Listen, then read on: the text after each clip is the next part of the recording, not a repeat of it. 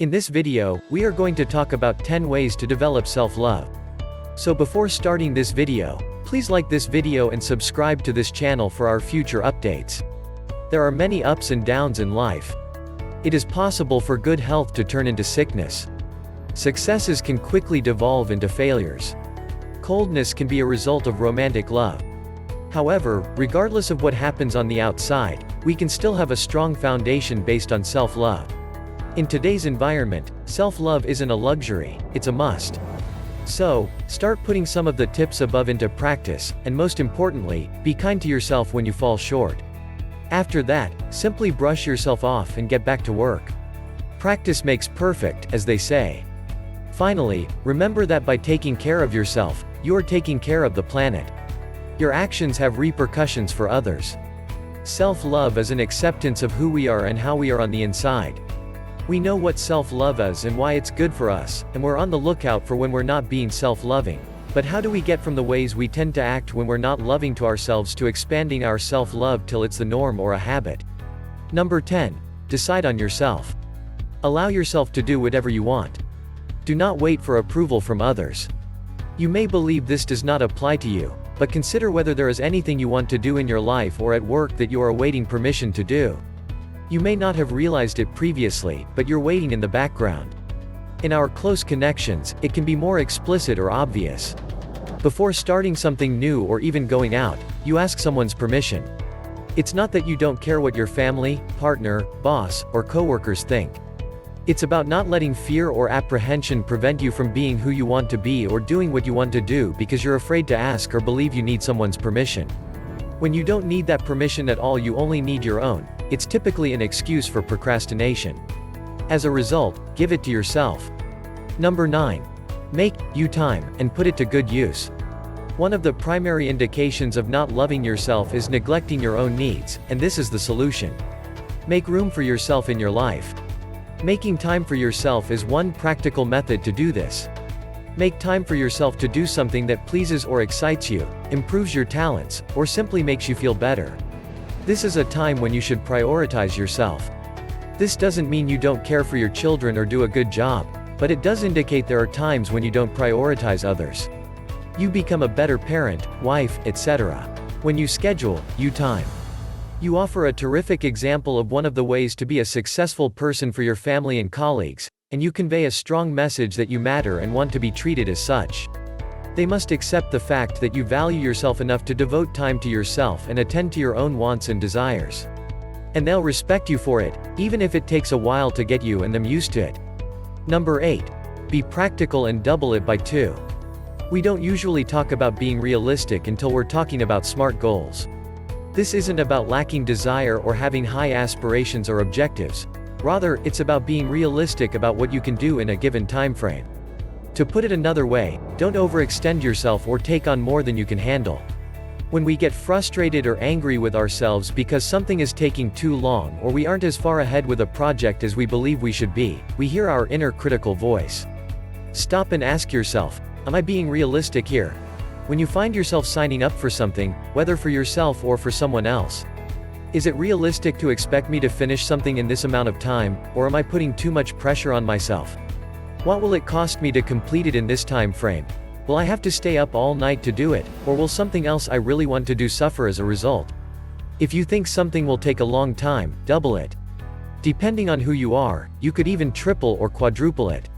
This is about self-awareness. Examine your views about time and being busy. Is it more important to use or enjoy your time? Do you believe that in order to be respected, you must be hurrying around filling up every moment? Because, believe us when we say, you don't. Number 7. Develop the ability to say no. This is related to the previous 3 and is one very practical strategy to assist you in achieving them. Choosing yourself, creating and using your time, and lowering your expectations of yourself. Saying no is a highly useful skill to have. You can only learn it by doing it, but there are a few ways that can assist you. If saying yes is your default response, you should break the behavior. One simple method to accomplish this is to purchase some time. This isn't to imply you won't say yes to a request. It just means you won't say yes without thinking about it. Say something like, "I'll get back to you," or "I'll check my diary or calendar," to give yourself some breathing room. This allows you to consider it and, of course, determine whether or not you have something on. Avoid being a people pleaser who believes that if you say yes, people will like you. Number 6. Be nice and compassionate to yourself. We might be harsh on ourselves a lot of the time, thinking things like, I should have done this, why didn't I do that, can I do more, why didn't I achieve that, and, why did I fail to reach that goal? This is not self-love, and it can be remedied by treating yourself with kindness and gentleness. Do you sometimes have higher expectations of yourself than you do of others? We frequently hold ourselves to higher standards and expectations than we do others. However, if you want to love yourself better, accept that you aren't perfect, and your life will be much easier. Perfectionism is a blight that should be avoided or minimized. It's nice to do a good job, but there comes a point where it becomes more than good enough, which is detrimental to you and your performance. So, please, be gentle to yourself. Be kind with yourself. Give yourself a break, both physically and metaphorically speaking. Number 5. Calm down your inner naysayer. Your inner critic will never totally go, which is a good thing. It keeps you safe and on your toes or on track, pointing out when something may be better or isn't working for you, but it can also be harmful to your happiness and ability to love yourself. As a result, accept your inner critic as it is. An inner voice attempting to assist you, albeit in a frequently incorrect manner. It is operating within the constraints of its knowledge of you and the world, and this is not your inner critic's fault, it is simply a truth. As a result, you must assist it in identifying areas where it is not assisting you and retrain it to be more supportive and helpful. Number 4. Be aware of your surroundings. Being mindful and practicing a simple kind of meditation are two approaches to address, put into practice, and check off the items we've discussed thus far. Because when you meditate, you put yourself first, you are with yourself right now. Your mind may be thinking about a million things, but you bring it back to the current moment and become aware of yourself. You're taking or generating some you time, since it's your time. And you're allotting yourself a definite amount of time, however tiny, to utilize for yourself and being practical about it. Number 3. Locate your vitality. Look for things that give you energy.